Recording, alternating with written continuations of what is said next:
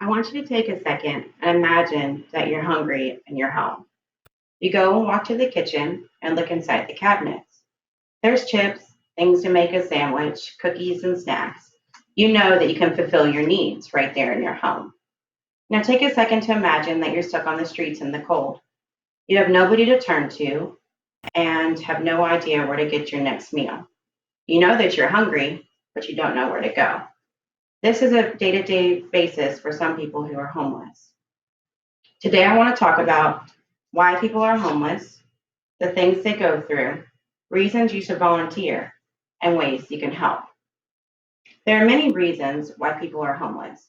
Some may be from mental health issues that they're not able to get help for. Insurance and obtaining that without a job may be very difficult.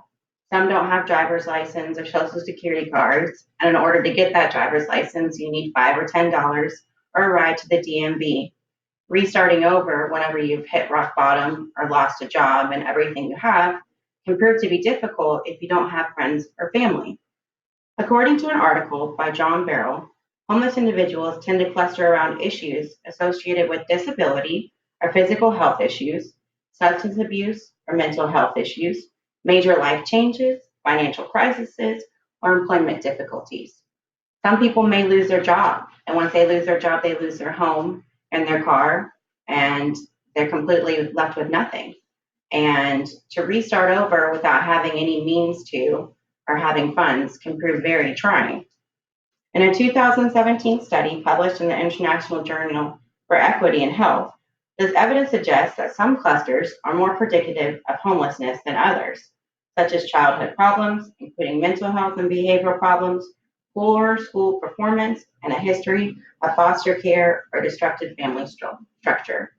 For some, the environment that they're raised in can cause them to become homeless as they get older. I had a friend in high school who was raised in the foster care system, and whenever she became 18, she was put out on her own. The foster care system no longer assisted her, and she had never been adopted. And at that point, it was that she was left to fend for herself. Now that we've talked about the reasons why people are homeless, we're going to talk about what they go through. Imagine being out on the streets and you go to a shelter, and that shelter only allows you to stay for a few days. So you leave that shelter and you go to the next one, and that one only allows you to stay for a few days. Shelters can be very overcrowded, and there can be a wait list to get into programs that may offer help to get you back on your feet. In a study conducted by the Journal of Rural and Community Benefit, finding employment was difficult for those surveyed, reflecting the fact that unemployment is a common problem among homeless. People who are homeless have a hard time even obtaining employment, as you just heard. Trying to find a job without a way to get there or money to get the clothes that you need to start a job can make finding a place to stay even harder. Just imagine being without a place to stay, anybody to help you, no money, and you're trying to find a job and restart over. I can't even imagine what it would be like to not have any friends or family support. Um, there are also other things that they go through as to trying to find a meal and just having the humility to ask for help. I mean, imagine having to walk up to a stranger and ask if they have $1 because you don't have anybody else to ask. No friends, no family, no phone. Um, those are the many things that people go through who are homeless. Now we're going to talk about some of the reasons that you should volunteer. There are many different reasons that you should volunteer, and I've included them in a slideshow. Some of the reasons that you should volunteer are to build your resume, develop new job skills to make a difference, and develop communication. There's many other ways that I've listed on there to of reasons to volunteer, but those are just a few. You'll also be making a difference to somebody, and you have no idea what that one act of kindness can do to help that person.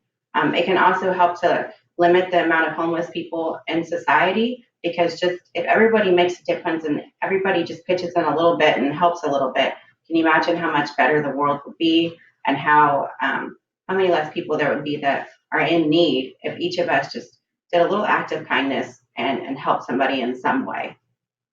Now that I've talked about the reasons that you should volunteer, I want to talk about ways that you can help.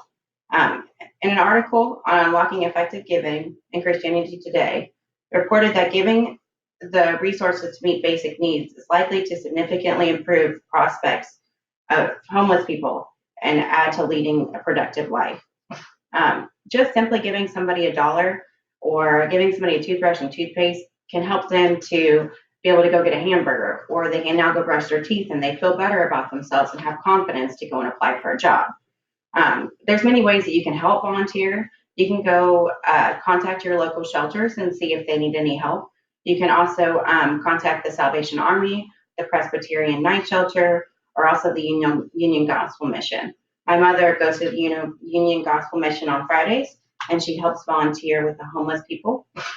She helps in their kitchen, passing out soups, and it really helps her make a difference in their lives. You could also get brown bags to go and pass out and donate to homeless people. Those can include a toothbrush, toothpaste, a hairbrush. You could offer to buy somebody a hot meal, even like give them $5 to go and get a hat or a scarf. Doing these simple acts of kindness can make a difference in somebody's life more than you would ever know, and could also help them get well on their way to being not homeless anymore and finding a place to stay and employment. Um, a 1999 article in the Humanist gave suggestions that people can do to help the homeless, such as give money to those asking or buy them a hot meal. And you can also donate clothes or toys to Goodwill or the Salvation Army. In conclusion, I have talked about why people are homeless, the things that these people go through, reasons that you should volunteer, and ways that you can help. I really hope that today that you will try to make a difference in somebody's life who may be in need, whether that is going out to your nearest shelter and offering your assistance, or just going and donating some of your old clothes. I've included in my slideshow names of some of the local shelters that you can go to, and I really hope that today you'll make a choice to make a difference and help those that are homeless. Thank you for listening.